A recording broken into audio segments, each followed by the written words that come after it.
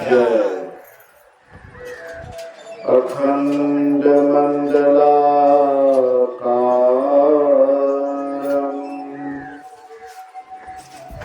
व्याप्तं येन चराचरं तत्पदं दर्शितं येन तस्मै श्री गुरुवे नमः। धन्य धन्य सतगुरु सुखद महिमा कही न जाए। जो कुछ कहो तुम्हारी कृपा मोते कछो न बसाए। समवेत समादरणीय सज्जन वृंद, आदरणीय माताओं तथा भक्तिमती बहनों, 2 दिवसीय संपूर्ण सत्संग का आयोजन एक वक्त का सत्संग रखा गया है। आज भी प्रातःकालीन और कल भी प्रातःकालीन। हालांकि दोनों समय का सत्संग होना चाहिए, लेकिन जिसका जो रहस्य जानते हैं वही उसका महत्व देते हैं। जिस की महत्ता को जो जानते हैं उसका महत्व देते हैं। जो गहरे सत्संगी हैं वे इस रहस्य को जानते हैं कि जिसका भी कल्याण हुआ है सत्संग के ही द्वारा हुआ। और ऐसा केवल मैं कहता हूँ ऐसी बात नहीं है। हमारे जितने भी धर्म ग्रंथ हैं सबको उल्टा करके देखिए तो पता लगेगा कि जिनका भी उद्धार हुआ है और सत्संग के ही माध्यम से हुआ है, संतों के ही माध्यम से हुआ है। पहले जमाने में लोग उसको संत को ऋषि कहते थे, महर्षि कहते थे। पहले जमाने में, प्राचीन समय में। आजकल के जो पहुंचे हुए महात्मा होते हैं उसको लोग संत कहते हैं, लेकिन प्राचीन समय उसी को ऋषि मुनि कहते थे। तो पहले भी जिसका कल्याण हुआ ऋषि मुनि के द्वारा हुआ, उनके वचन के अनुसार जो चले उसी का कल्याण हुआ। और आज भी जो हो रहा है वह संतों के ही कृपा से हो रहा है। मैं आप लोगों को एक छोटा सा उदाहरण देता हूँ। मैं ऐसा ये नहीं समझिएगा कि मैं सत्संगी हूँ इसलिए सत्संग का ही विशेषता कह रहा हूँ, सो बात नहीं है, बल्कि इसका बहुत प्रमाण है, गवाही है। आप कोई भी बात कहिएगा लेकिन गवाही के साथ कहिएगा तो वह बात प्रामाणिक होगा। और जो बात आप कहिएगा लेकिन उसका कोई गवाह नहीं है तो वह प्रमाणित नहीं हुआ। तो प्रमाणित बात मैं कहता हूं।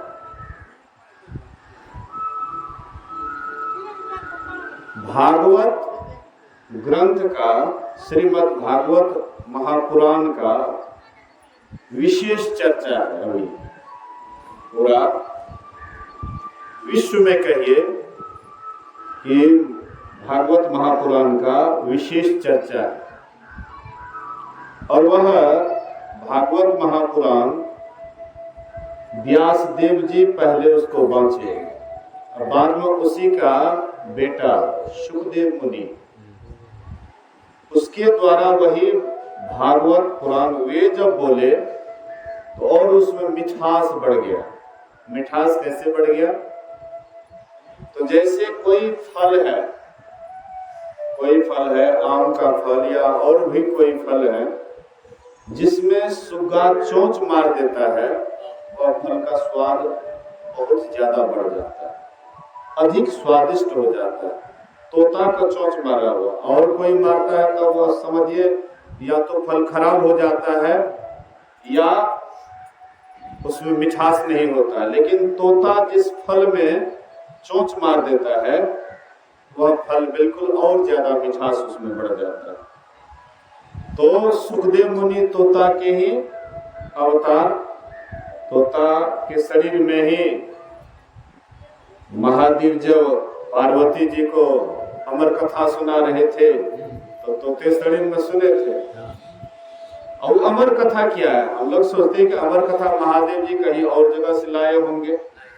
यही हम आप जो बैठ करके महापुरुषों की जो बात करते हैं, हाँ, सदग्रंथ की बात करते हैं, वेद की बात करते हैं, पुराण की बात करते हैं, ये वेद पुराण की जो बात है, उपनिषद की बात है, संतों का जो वचन है, यही है अमर कथा। अमर कथा कोई अलग से महादेव जी कुछ बोले ऐसी बात नहीं है, वही अमर कथा है। तो वही अमर कथा सुने तो अमर कथा के प्रभाव से अंडा से धीरे धीरे बच्चा निकल जाता है। अब बच्चा से धीरे धीरे उनके अंदर इतना सोच हो गया अमर कथा के प्रभाव से कि ये अमर कथा अगर बंद हो जाएगा तो फिर तो हम अमर नहीं हो पाएंगे। इसीलिए धीरे धीरे मां पार्वती सो जाती है और सुग्गा उसी के गोद में आकर के वह अमर कथा सुन रहा था। धीरे धीरे जब लोगों को आलस आने लग जाता है तो कुछ बोलते हैं तो बोलते बोलते चुप हो जाते हैं। हम लोग लंबा स्तुति करते पौने घंटा का, तो स्तुति करते करते कितना आदमी के सामने माइक रहता है, स्तुति कर रहे हैं, स्तुति करते करते धीरे धीरे वाणी लड़खड़ा जाता है, आवाज लड़खड़ा जाता है, धीरे धीरे चुप हो जाते हैं। हाँ, भुला भी जाता है, धीरे धीरे आवाज भी बंद हो जाता है, इसको अदनिया करके। तो वैसे ही जब हम आपका मन एकाग्र होता है तो आलस आता है, मन शांत होता है तो आलस आता है, चाहे ध्यान हो या स्तुति हो। स्तुति करते हैं, एकाग्रता आती है तब आलस आता है, या ध्यान करते हैं मन एकाग्र होता है, मन में गुनावन चलेगा तब आलस नहीं आएगा। मन में यहाँ से वहां कुछ से कुछ उल्टा पुल्टा विचार आता है तब आलस नहीं आता है। आलस तभी आता है जब मन ऊपर की ओर चढ़ाई होगा, जब ये तीन अवस्था से ऊपर चढ़ने वाले होते हैं तभी आलस आता है। और वहीं पर बाधा है, जब अंधकार से ऊपर उठने लग जाते हैं तो वहीं पर बाधा है। आइए इस बात पर एक छोटी सी कहानी है, इसको थोड़ा सा स्पष्ट करता हूं कि क्यों यहाँ पर आलस आता है। बोलिए श्री सद्गुरु महाराज की जय। एक बार काल जो सब जीवों को दबोचता है, सब जीव काल के ही हवाले है ना। जितने भी जीव जंतु 84 लाख योनियों में जितने भी जीव जंतु हैं काल के ही हवाले हैं। सब काल को, काल अंतिम में सबको दबोच लेता है, कितनो बलवान हो, कितना बुद्धिमान हो, कितना यशस्वी हो, लेकिन अंत समय में काल सबको दबोच लेता है, हड्डी पतली खत्म कर देता है। एक बार काल बैठक बुलाए कि भाई इतने हम अपने सेना को छोड़े हुए, सेनापति को छोड़े हुए हैं, तो पर भी यह जीव बहुत राम के राज्य में जा रहा है। काल तो राम राज्य जाने नहीं देता है कि हम तुमको इधरे दबोच देंगे, हाँ इधरे खत्म कर देंगे, तुमको राम राज्य नहीं जाना है। हाँ, तो राम राज्य जाने में किसी न किसी तरह से बाधा डालता है। जैसे मान लीजिए किसी गांव में एक घटना घटी, सत्संग के बीच में किसी की मृत्यु हो गई, तो लोगों को मन में अश्रद्धा हो गया। तो वो भी काल का ही खेला था कि उनके परिवार में ये लोग सत्संग ध्यान कर रहे हैं, कहीं उधर ना चले जाए, इसलिए कोई ऐसा अपशकुन घटना हो जाए ताकि लोग भक्ति से हट जाए। मतलब किसी न किसी तरह से काल बाधा डालता है। कोई न कोई आपके परिवार में अपशकुन कर देगा। लेकिन जो सच्चे भक्त होते हैं, कितना हो दुख हो, कितना हो तकलीफ हो, कितना हो कुछ भी हो, लेकिन सत्संग ध्यान नहीं छोड़ते। रामलगन बाबा गुरु महाराज जी के एक अच्छे शिष्य थे। हाँ, यही वैसे बनिया से आते थे। बोलिए श्री सद्गुरु। हाँ, जैसे यहाँ पर है ना वैश्य बनिया, क्योंकि हमारे एक महोदय जी, हाँ शायद कभी पत्ती सत्संगी है, तो वे गए तो काम पर जनेऊ लेकर के गए। पानी लेकर के गए कि नहीं वो मुझे मालूम नहीं, लेकिन जनेऊ लिए लेकर आए तो जनेऊ था। तो ऐसे व्यस्त बनिया ही, हाँ कुछ रामलगन बाबा भी थे। घोड़ा मतलब रखते थे। हाँ, उनके परिवार में जो व्यस्त बनिया था, घोड़ा अक्सर रखते थे। कोई लाद करके बाजार, हाँ जाना, हटिया जाना आदि। बोलिए श्री सद्गुरु। तो उनके परिवार में जैसे संत मत से जुड़े, उनके परिवार में एक एक करके मृत्यु होने लगी। तो गांव मोहल्ले, गांव ग्रामीण लोग क्या कहेंगे? उनको भी बहुत आदमी बहुत कुछ बोले, मेरे कान तक भी सुनाई पड़ा। लोग कहते थे, अरे सत्संग कर ली, कौन गुरु महाराज के रहो शक्ति नकली की बैग लो, ये सब झूठे छे, एक पीछा मत पड़। और जो साधारण भक्त होते हैं, वो जैसे लोग बहकाता है तो बहकावे में आ जाते हैं। लेकिन जो गुरु महाराज जी के प्रति जिनको मतलब ऐसा लगन है, नाम राम लगन, उनको राम से लगन, गुरु से इतना लगन था कि कितना हो अपशकुन घटना घटे, लेकिन राम लगन बाबा कभी भी गुरु महाराज जी से उदास नहीं हुए और कभी अवजस नहीं दिए कि गुरु महाराज जी से जुटे इसलिए ऐसा हुआ। लोग कहते थे कि चाहे गुरु महाराज से जुड़ते या ना जुड़ते, जो होने का था वो करके ही रहेगा। चाहे वहां पर वो जो अपशकुन घटना घटी, चाहे सत्संग उस दिन होता या नहीं होता, वो घटना घटता ही, घटना घटना ही था, उसको कोई रोक नहीं सकते। लेकिन वह घटना घटा, लेकिन सत्संग के द्वारा घटा, उसको लोगों को शुभ मानना चाहिए।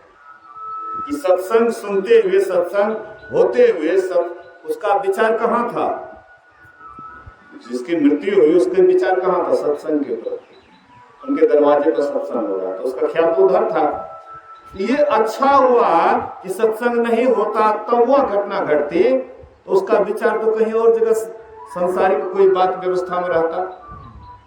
लेकिन सत्संग होते हुए अगर कहीं पर कोई घटना घटती है तो गांव समाज के लोग उसको अपशकुन मानते, लेकिन संत महात्मा उसको शुभ मानते। मृत्यु तो सबकी होनी है, कोई यहाँ पर आए हैं सदा के लिए, कोई रहता नहीं। तो रामलगन बाबा के भी परिवार में ऐसे ही कई अपशकुन हो गए, एक दो नहीं, कई अपशकुन हो गए। और परिवार में केवल कुछ रामलगन बाबा ही केवल बच गए। एक घोड़ा बच गया, उसी पर लादना, उसी का घोड़ा घास छिलना। गुरु महाराज जी के प्रति प्रेम घटा नहीं, बल्कि दिन प्रतिदिन बढ़ते गया। जो भक्त होता है उसका प्रेम दिन प्रतिदिन बढ़ते जाता है। वो जाते थे घोड़ा के लिए, घोड़ा घास छीलने के लिए, घोड़ा का घास छीलने के लिए। और घोड़ा घास छिलते छिलते पसनी को छोड़ देते थे, कचिया को छोड़ देते थे, आंख बंद करके समाधि में चले जाते थे, ध्यान में चले जाते थे। हम लोग आसनी लगाएंगे तब सोचते हैं आप ध्यान करेंगे। और घास काटते करते गुरु महाराज जी का जाप जो बराबर करते थे, गुरु महाराज जी पर जो ख्याल उसका बराबर लगा रहता था। घास काटते काटते मन में हो जाता था ध्यान करेंगे, कौन आसनी पासनी या कुछ देखता है। जो सामान जहां था वहीं पर छोड़ दिए, अब बैठ गए दिया। बगल से बाराती गुजरा, बैंड पार्टी गुजरा। अब बाद में उसका ध्यान टूटा तो लोग पूछे कि इधर से बारातियों गया है। बाबा बोले कि हमको कोई पता नहीं। इतने ध्यान में लवलीन कि बगल से बाराती भी गुजर जाते थे तो पर भी उनको ख्याल नहीं रहता था कि क्या गुजरा नहीं गुजरा। इतने मतलब ध्यान में ऊपर चढ़ गए रामलगन बाबा। गुरु महाराज जी का मोह लगवा शिष्य था, गुरु महाराज जी का मोह लगवा शिष्य।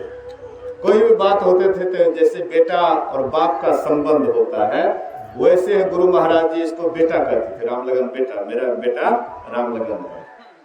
इतना उनसे घनिष्ठ था, इतना उनसे लगाव, क्योंकि कितना हो कष्ट हुआ, गुरु महाराज से एक बार भी मुंह नहीं मोड़े। तो मैं कह रहा था कि मतलब हाँ, काल देवता सबको दबोच लेते हैं, चाहे कोई वो भक्त हो या कुभक्त हो, सबको ले जाता है। तो काल देवता बैठक बुलाए कि भाई सब राम राज्य जा रहा है, जमराज का राज तो कोई जा नहीं रहा है, जमलोक तो कोई जा नहीं रहा है, सब रामे राज्य जा रहा है। तुम लोग ड्यूटी ठीक से नहीं करते हो। अपने सेनापति से कहते हैं तुम लोग ड्यूटी ठीक से नहीं करते हो, इसलिए सब जीव राम राज्य जा रहा है। तो वहां पर कामदेव खड़े हो गए, महाराज मुझ पर विश्वास कीजिए, अब से मैं कोई भी जीव राम राज्य जाने के लिए तैयार होगा ना, हम उसके माथे पर बैठ जाएंगे, माथा भ्रमित कर देंगे। तो इतना संसार में उलझ जाएगा कि बेचारा उधर किया जाएगा। संसार में उलझ करके दिन रात बेटा बेटी धन दौलत, जो सत्संगी होते हैं तो सत्संगी होने के बाद मन में होता है गुरु महाराज हमारा बेटा को नौकरी लगा दिया। सत्संगी बेटा को नौकरी लगा दिया। जब बेटा को नौकरी लग जाता है तब देखिए बेटा चला गया बाहर, अब घर का देख रेख करने वाला कोई नहीं है, अब बेचारा करेगा क्या? अब घर का देख रेख करेगा कि जाएगा सत्संग करने के लिए, जाएगा ध्यान करेगा, घरे का संभाल करने में उसका समय बीत रहा है। तो लोग जो मांगते हैं लेकिन ये समझ के नहीं मांगते हैं कि हमारा क्या किससे कल्याण होगा, ये समझ करके नहीं मांगते। तो कामदेव कहते हैं महाराज मुझ पर विश्वास कीजिए, कोई भी जीव राम राज्य जाने के लिए तैयार होगा मैं उसके माथे पर बैठ जाऊंगा, अनेक कामना के वशीभूत कर दूंगा, अनेक इच्छा में वे उलझ जाएंगे, फिर राम राज्य कैसे जाएंगे? जहां राम तहां काम नहीं, जहां काम नहीं राम, दोनों कबहू ना मिले रवि रजनी की ठाम। जहां काम वहां राम ना, जहां कामना है, काम दो तरह का है, बोलिए श्री सद्गुरु।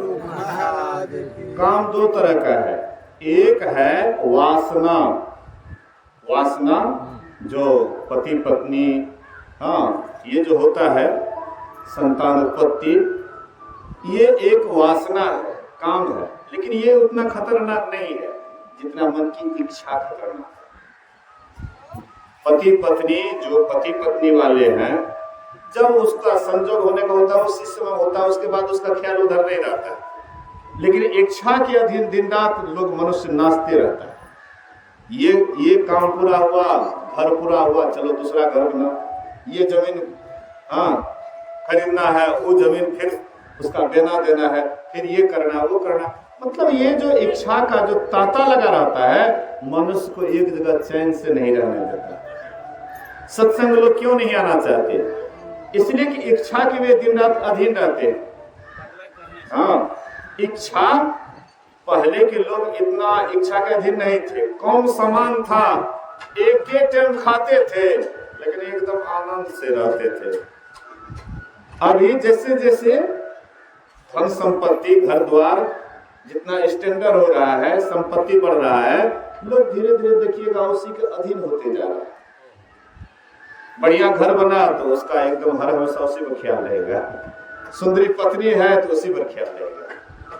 मतलब संसारिक ऐसी बात व्यवस्था में धीरे धीरे लोग उलझ जाते हैं, इच्छा के अधीन हो जाता है। इसलिए काम कहते हैं महाराज मुझ पर विश्वास कीजिए, और कोई भी जीव को राम राज्य जाने के लिए नहीं दूंगा। कालदेव कहते बैठ जाओ, तुम पर विश्वास नहीं है, तुम्हारी रातें कितना चला गया। फिर क्रोध खड़े हो गए, कहते महाराज मुझ पर विश्वास कीजिए, मैं जल्दी जीव को राम राज्य नहीं जाना दूंगा। महात्मा है, एक बार उल्टा पुल्टा थोड़ा सा कर दीजिए, देखिए महात्मा का गुस्सा, तुरंत श्राप पर श्राप देने लगेंगे। और आदमी तो कौन, अब महात्मा पर सोचता है कि हम सत्संग करते हैं, ध्यान करते हैं, इसलिए हम श्राप दे देंगे। मतलब गुस्सा। ये गुस्सा जब हम ध्यान भजन करते हैं, थोड़ा बहुत पूंजी इकट्ठा होता है, और गुस्सा जैसे आता है तो वो पूंजी को तुरंत बर्बाद कर देता है। गुस्सा में लोग देखते हैं क्या से क्या कर लेते हैं। इसी बीच की घटना है, पूरब तरफ बाप बेटा में बहुत प्रेम था, एक नंबर के सत्संगी थे, नाम नहीं कहूंगा। बहुत लगाव, इतना लगाव कि बेटा बाप ने खाता था तो बेटा जल्दी नहीं खाता था, ना बाबू काम से और दोनों बाप बेटा बूढ़ हो गए थे तब वो एक साथ खाते थे। लोग होता नहीं, बेटा और जवान हो गया, उसको भी बेटा हो गया है, पोता हो गया है, अब बेटा को भी पोता हो गया है तो अब बाप को खोजेगा। लेकिन ये बड़ा प्रेम, ये देख करके मेरे मन में बड़ी प्रसन्नता होती थी। लेकिन देखिए, बाप ईमानदार था, सत्संगी था। तो पहले जमाने में है जैसा बाबू भैया हमरो जमीन जैसे से जा, हमरे नाम से जा तो है लिखा लिया, हमरो नाम दे दिया। एक दूसरे का मतलब ऐसा होता था पहले, जो पढ़े लिखे थे, जा भैया तो है जा, सबके नाम जाकर लिखा लिया। बहुत जगह ऐसे होता पहले होता। आज तो जिसके नाम से होता है उसको भी वहां जाना पड़ता है, अब पहले उस समय में होता था ऐसा। तो ये गए अपने नाम पर ले लिए, इनके मन में था कि बाद में सबके नाम पर कर देंगे। लेकिन बेटा को हो गया लोग, बेटा को लोग हो गया 1.5 बीघा जमीन। अब बाप जैसे से दोसर के दे देता है। हाँ, बाप कहते थे कि अरे सबको पैसा देते रहे कर करे लिखवे, लेकिन हम अपने नाम से लिख लिए की हेते, अपने जैसे से सबके लौटा लेते हैं, की दिक्कत है? संपत्ति तो सबके छे, यदि हम नहीं बेईमानी करना चाहिए। लेकिन बाप और पोता के मन में ऐसा ईर्ष्या जगह की जहर खिलाती है सत्संगी को, बाप को नहीं लिखिए तो नहीं लिखवे करोगे, सबके हक है, हम अकेले किया जहर खिलाते। गुस्सा लोगों का, धन का, देखिए गुस्सा, धन हमारा 1.5 बीघा जमीन निकल जाएगा, इसलिए कैसे कैसे लोग करते हैं। कितना प्रेम था, यही प्रेम कौन सी बिगाड़ दिया? रुपया बाप बड़ा न भैया, सबसे बड़ा धन संपत्ति कैसे लोग। महात्मा, जिस महात्मा को ज्यादा संपत्ति हो जाता है, चलवा उसको जहर खिला करके मार देता है, किसी को नहीं छोड़ता है। धन सबका पीछा किया हुआ है। तो क्रोध में लोग कुछ भी कर देते हैं। तो क्रोध कहते हैं कि आप चिंता मत कीजिए, अब मैं सबको संभाल लूंगा। कालदेव कहते तुम भी बैठ जाओ, तुम पर भी विश्वास नहीं है। उसके बाद लोग खड़े हो गए, महाराज मुझ पर विश्वास कीजिए, कामी तो बहुतो तरिया, लोभी तरिया अनंत, और कामी तो बहुतो तरिया, क्रोधी तरिया अनंत, लोभी जियरा ना तरे का कबीर वृतंत। लोभी जल्दी नहीं तर सकता है, इसलिए महाराज मुझ पर विश्वास कीजिए। बोले कि अरे तुमको भी देख ली, बैठ जाओ। मोह खड़े हो गए, हाँ, पाखंड सबको बैठा दिए। अंत में पूरा सभा सन्नाटा छाया हुआ है। काल देवता पूरा गुस्सा में है कि तुम लोगों से काम नहीं होता है, बहुत जीव रामराज चला गया है। अंत में एक बूढ़ी माई सफेद साड़ी पहनी हुई लाठी टेकती हुई सभा में आती। सबका नजर हो बूढ़ी माई पर, ये बूढ़ी माई के है। काल देवता कहते हैं, काल देवता मुझ पर विश्वास करो। बोले कि माई तू कौन है? बोले कि मैं कुंभकर्ण की पत्नी निद्रा रानी। निद्रा रानी, निद्रा, हाँ, नींद, निद्रा रानी कि मैं निद्रा रानी हूँ, मुझ पर विश्वास करो, मैं जल्दी जीव को राम राज्य जाने के लिए नहीं दूंगी। काल देवता कहते हैं हाँ तुम पर विश्वास है, सदगुरु महाराज तुम पर विश्वास है। स्तुति कीजिए, मन एकाग्र हुआ, नींद सवार। ध्यान कीजिए, मन एकाग्र हुआ, नींद सवार। नींद बहुत आ गया, एकाग्रता में नींद बढ़ता है। जो सत्संगी हैं ज्यादा दिमाग पर टेंशन नहीं रखते हैं, वो जब सोएंगे तभी उसको नींद आ जाएगा। और जो बहुत बात दिमाग पर रखते हैं, टेंशन रखते हैं, उसको तो फिर रातों में नींद हराम हो जाती है। टेंशन बिल्कुल नहीं रखते। बोलिए श्री सद्गुरु महाराज। देखिए टेंशन लीजिएगा तो पर भी वही काम होगा जो होने का है, नहीं भी लीजिएगा टेंशन तो जो काम होने का वो काम हेबे करेगा। तो हम काहे के लिए ऊपर से भार लेंगे? माथा पर निरा मतलब भार नहीं लेने पर भी वही उतना ही होगा, अब भार नहीं लीजिएगा तो पर भी उतना होगा। क्या जरूरत है? हम नहीं लेते हैं कोई टेंशन। सत्संग मंदिर अधूरा है तो अधूरा है। लोग कहता है सुबोध बाबा बना लिए, हम बोले बनाए तो बनाए, हमने बनाए तो नहीं बनाए। जब होगा बनेगा। काहे के लिए झूठों का टेंशन लेकर के आप दिन रात उसी में लग जाएंगे? अपना शांति हो करके और दिन रात उसी के पीछे लग जाएंगे। वो टेंशन लिया तो बनाएगा, हम टेंशन नहीं लेंगे। कभी बनने का होगा बनेगा, नहीं बनने का होगा नहीं बनेगा। हम कौन करने वाले? हम कौन करने वाले? करने वाले तो कोई और है। करने वाले जब उसकी इच्छा होगी तब बिना किए हुए सब काम हो जाता है। संसार के देख लीजिए ना, बिना किए हुए परमात्मा कुछ नहीं करते हैं। परमात्मा कुछ करते हैं लेकिन सब काम हो रहा है कि नहीं हो रहा है? सब काम हो रहा है और फिर भी हम लोगों को भ्रम हो जाता है कि हम ही किए। जो किया तुम ही किया, अब मैं किया कुछ नहीं। कबूल के कि मैं किया तो तुम ही थे मुझ माही। जो किया तुम ही किया। हे परमात्मा जो करते आप ही करते।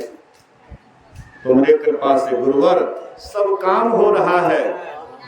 करते तो तुम हो गुरुवर लेकिन मेरा नाम हो रहा है। करने वाले तो आप हैं लेकिन नाम होता है हमारा। तो अहंकार मन में नहीं लाना चाहिए कि हम ये कर दिए वो कर दिए। और जो महात्मा का बढ़िया मकान बन गया, देखिए वो कितना जोश में रहता है।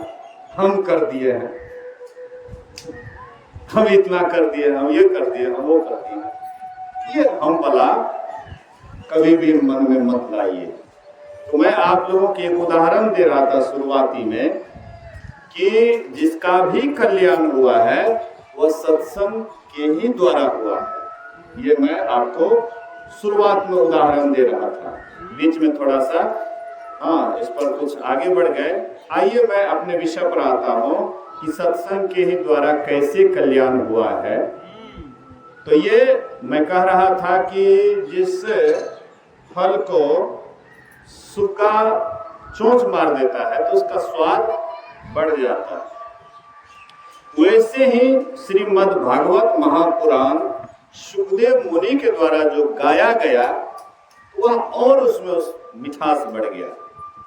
तो वही श्रीमद् भागवत के महात्म्य में उसकी महत्ता बताते हुए एक कथा आई है आत्माराम ब्राह्मण की।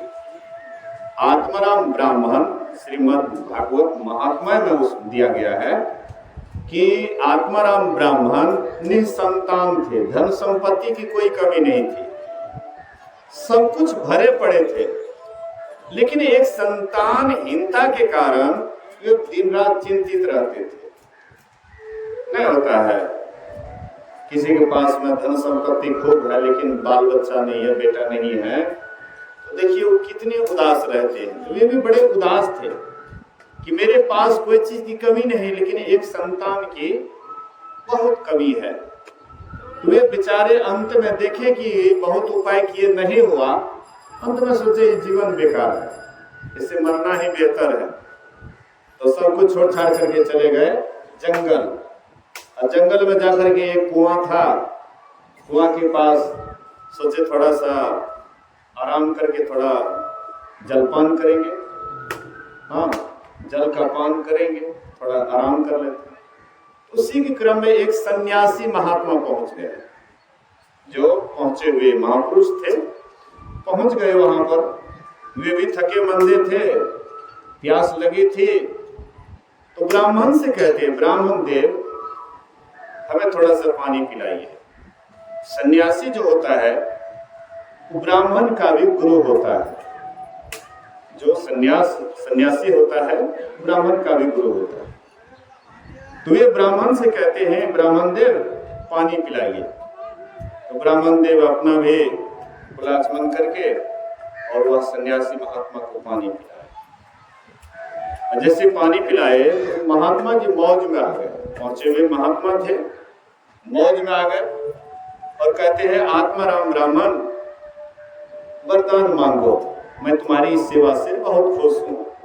कभी कभी संत महात्मा छोटी छोटी सेवा में प्रसन्न हो जाते, खुश हो जाते, अब मौज में आ जाते हैं। उस समय में अगर कोई कुछ मांग लेता है तो ये दे देते हैं, मौज में आ जाते हैं। कुप्पा घाट आश्रम में एक माता जी भजन गा रही थी भिनसर में, सतगुरु जी से अरज हमारी, बड़ा भाव से बड़ा प्रेम से गा रही थी। गुरु महाराज जी भिनसर में टहलते थे व्हील चेयर से, तो टहलते टहलते जब वहां गए, वह आवाज सुने भजन का, गुरु महाराज को बड़ा प्यारा लगा, बहुत भाव से गा रही थी। गुरु महाराज जी बोले कि व्हील चेयर रोको, व्हील चेयर रुकवा दिए। और उसके बाद जब भजन समाप्त हो जाता है तो कहते हैं, भगरत बाबा उसको बुलाइए। तो माई जो भजन गा रही थी उसको बुलाइए, उसको बुलाए और गुरु महाराज जी कहते हैं कि मैं तुम्हारी इस सेवा से बहुत खुश हूं, वरदान मांगो। अब देखिए भजन भाव से गा रहे थे, गुरु महाराज जी सुन करके प्रसन्न हो गए और कहते वरदान मांगो। क्या मांगती है? वह माई कहती है, प्रेम भक्ति गुरु दीजिए, बिनो कर जोड़ी, पल पल छो है ना छोड़िए, सुनिए गुरु मोरी। गुरु महाराज जी से कहते हैं, गुरुदेव हमें प्रेम भक्ति चाहिए और कुछ नहीं चाहिए। माई कोई साधारण माई नहीं थी, अगर साधारण माई होती तो वह बेटा पोता या और कुछ संसार की संपत्ति मांगती, लेकिन वह और कुछ नहीं मांग करके बोले कि केवल हमको प्रेम भक्ति दीजिए गुरुदेव, और कुछ नहीं चाहिए। बोले कि मैं तुम्हें वरदान देता हूँ, तुम्हें प्रेम भक्ति देता हूँ। तो मौज में आ जाते हैं, जो पहुंचे हुए महात्मा होते हैं मौज में आ जाते हैं। वही सन्यासी महात्मा मौज में आ गए और आत्माराम ब्राह्मण से कहते वरदान मांगो, मैं तुम्हारी इस सेवा से बहुत खुश हूं। तो वे अंदर से बहुत दुखी थे पुत्रहीनता के कारण, इसलिए सन्यासी महात्मा के चरण को पकड़ लेते हैं, कहते महाराज अगर वरदान ही देना है तो हमको एक संतान का वरदान दीजिए, एक पुत्र का वरदान दीजिए। संतानहीनता के कारण बहुत कष्ट में है, बहुत दुख में है, बहुत दुखी है महाराज, एक संतान है। सन्यासी महात्मा आत्मज्ञानी महात्मा थे। हाँ, कहते हैं कि देखो पुत्र से आज तक किसी का कल्याण नहीं हुआ है। कल्याण हुआ है तो भक्ति करने से, कल्याण हुआ है सत्संग करने से, कल्याण हुआ है ध्यान करने से, ज्ञान प्राप्त करने से। लेकिन बेटा से आज तक किसी का कल्याण नहीं हुआ। अगर तुम भक्ति मांग लो, ज्ञान मांगो, वैराग्य मांगो, हाँ ये सब मांगो। कहते महाराज देना चाहते हैं तो हमको बेटा का वरदान दीजिए, पुत्र का वरदान दीजिए, नहीं तो आप ही के सामने में भी हम आत्महत्या कर लेंगे, यही कुआं में कूद करके मर जाएंगे, आपको भी पाप लगेगा। महात्मा जी मजबूर हो गए, महात्मा जी मजबूर हो गए। अंत में मजबूर होकर के वे तो मौज में आ गए थे कि वरदान मांगो, लेकिन करेंगे क्या? अंत में अफसोस करते हुए महात्मा जी एक आम का सुंदर फल लिए, पका हुआ फल लिए और बोले कि जाओ ये पत्नी को खिला देना, तुम्हारी पत्नी के गर्भ से जो संतान होगा बड़ा ओजस्वी होगा, तेजस्वी होगा, साधु प्रवृत्ति का होगा। आम का फल दे दिए, ले गए और ले जा करके अपने पत्नी सुविचार की नहीं थी, अच्छी विचार की नहीं थी, सुंदर विचार की नहीं थी, उनके अंदर में कुविचार था, सदाचारिणी नहीं थी, कदाचारिणी थी।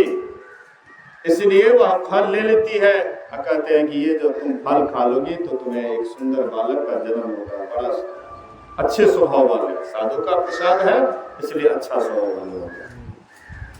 तो पत्नी मन में फल ले लेती है, मन में विचारती है कि फल खाएंगे गर्भवती हो जाएंगे, कौन उठने बैठने में चलने फिरने में, कहीं चोर डाकू आ गया तो तब कैसे भागेंगे, कैसे प्राण बचाएंगे, आदि आदि बहुत कुछ, कि झूठ नहीं बोलूंगी तो फिर राजपाट कैसे चलेगा। तो बहुत बात विचार करके बगल में उसी गांव में उसकी बहन थी, उसके पास बोले, जाकर के बोले कि ऐसी ऐसी बात है बहन। बोले कि काहे महात्मा के फेरे में पड़ती है, महात्मा के फेरे में, अरे महात्मा से ऐसे ही लोगों को कुछ से कुछ कहता है, इस सब के पल्ले मत पड़ो। हाँ, मैं गर्भवती इसी हाल फिलहाल में हुई हूँ, मेरे द्वारा जो संतान होगा मैं तुमको चुपचाप तुम्हारे यहाँ दे आऊंगी और तुम गर्भवती का नकल करके रहना। बोले कि बहन ये फल क्या करूंगी? बोले कि तुम्हारे यहाँ गाय भी बाझिए है, गाय भी बच्चा नहीं देती है, तो महात्मा झूठा है कि सच्चा है वो भी पता लग जाएगा, गाय को खिला देना। वह फल ले जाकर के गाय को खिला दिए और ये गर्भवती का नकल करके रहने लगी।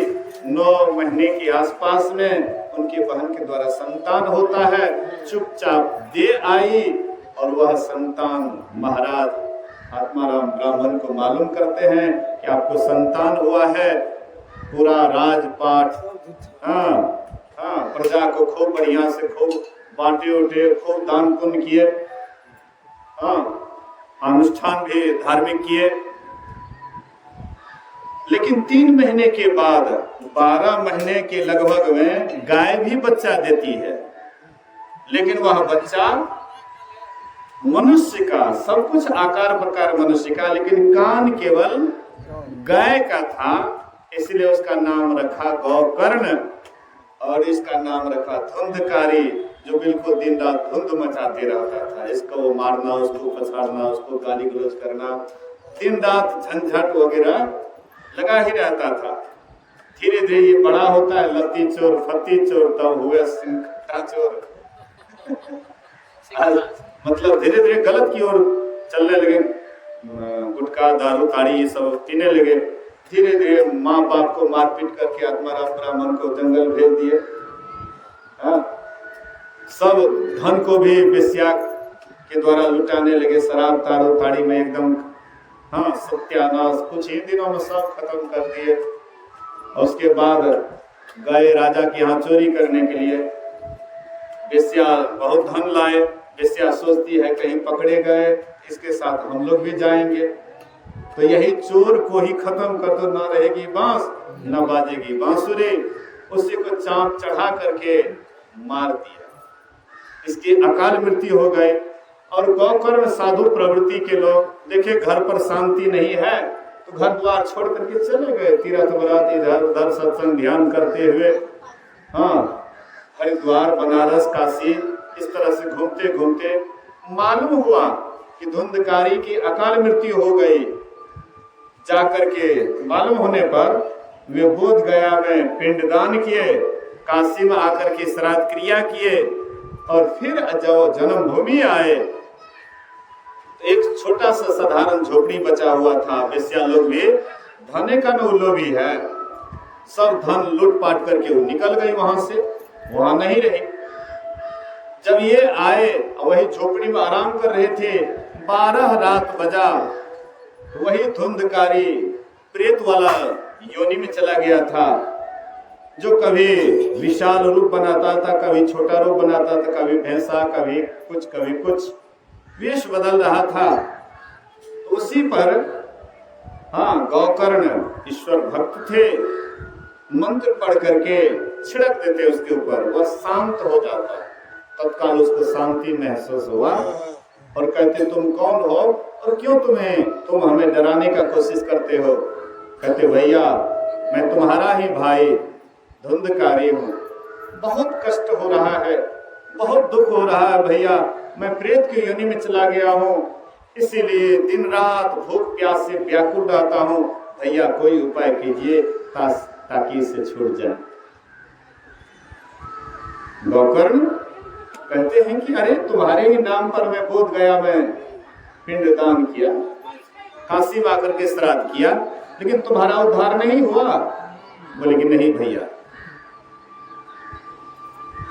तब गौकर्ण चिंतित थे, चिंतित अवस्था में कहीं जा रहे थे। सूर्य के द्वारा उनको यह ज्ञान मिलता है कि 7 रोज का भागवत कथा करो। भागवत मतलब भक्त की कथा। भक्त जो साधना करते हैं, ध्यान करते हैं, जिस भक्ति के द्वारा परमात्मा की प्राप्ति होती है, उसी का गुणानुवाद श्रीमद् भागवत कथा का आयोजन हुआ। एक 7 पौर वाला बांस गड़ा हुआ था, उसमें छोटा सा छिद्र था। प्रेत सोचा कि हम कहाँ बैठ करके सत्संग सुने, तो वही छिद्र में जाकर के एकदम शांति से, एकाग्रता पूर्वक, बड़े ध्यान से ये सत्संग सुने। पहला दिन पहला पौर फटता है, दूसरे दिन दूसरा पौर फटता है, 7 दिन में 7वां पौर फटता है और वह देव रूप में प्रकट हो जाता है। बोलिए श्री सद्गुरु। प्रेत योनि से उनको मुक्ति मिल गई और तब तक में विमान भी आ जाता है स्वर्ग से देवदूत लेकर के, और बोले कि आप चलिए, आपके लिए विमान है, स्वर्ग यात्रा कीजिए। तो और भी श्रोता लोग थे, बोले कि हम लोग भी सत्संग सुने, लेकिन हम लोगों के लिए विमान नहीं और धुंधकारी के लिए विमान। बोले कि ये बड़ी एकाग्रता पूर्वक सत्संग सुने। बहुत शांत स्थिर होकर के गोस्वामी तुलसीदास जी रामायण में कहते हैं, जो अति आतप व्याकुल होई तरु छाया सुख जाने सोई। जो धूप से अत्यंत व्याकुल होता है, वह वृक्ष के छाया के सुख का सही से अनुभव वही करता है। और जो बैसाख जेठ की गर्मी को नहीं देखे हैं, तो वो वृक्ष के छाया का अनुभव करेंगे कि कितना सुख मिलता है। तो बोले कि वह दुखी था, बहुत कष्ट में था, धुंधकारी, और सत्संग जो सुना उसको बड़ी शांति मिली और बड़ी शांति से सत्संग सुने, जिसका परिणाम हुआ कि वह प्रेत योनि छूट जाता है, देव योनि में चले गए और फिर उसके लिए विमान आया और सीधे स्वर्ग सिधार गए। मैं ये बात हम आपको दर्शाना चाहते थे कि सत्संग के ही द्वारा जिसका भी कल्याण हुआ है, वह सत्संग के ही द्वारा हुआ है। इसलिए सत्संग से बढ़ करके कोई यज्ञ नहीं है। भगवान कृष्ण गीता में कहते हैं कि द्रव्यमय यज्ञ से ज्ञानमय यज्ञ श्रेष्ठ होता है। ज्ञान से ही मुक्ति मिलती है, ज्ञान से ही मुक्ति मिलती है। इसलिए द्रव्यमय यज्ञ से ज्ञानमय यज्ञ श्रेष्ठ है। और यहाँ पर ज्ञान यज्ञ चल रहा है। ये राम जी बाबू के लिए सबसे सुंदर, सबसे अच्छा ये ज्ञान यज्ञ हो रहा है। अभी का सत्संग आरती के बाद समाप्त होगा। उसके बाद फिर कल का भी प्रातः सत्संग है। मैं आप लोगों से एक अनुरोध करूंगा कि यहाँ पर तो बहुत बाद में निमंत्रण दिया गया, लेकिन फसिया कोठी में मतलब जो है 1 महीने पहले ही निमंत्रण दिया गया था, वहाँ पर भी प्रातः सत्संग ही है। इसलिए इस ढंग से यहाँ का कार्यक्रम हो ताकि उसको भी किसी तरह का बाधा नहीं हो। इसलिए थोड़ा पहले सवेरे से सत्संग शुरू कीजिएगा और सवेरे यहाँ का कार्यक्रम समाप्त होगा और फिर हमको वहाँ भी जाना है। बोलिए प्रेम से श्री सद्गुरु महाराज।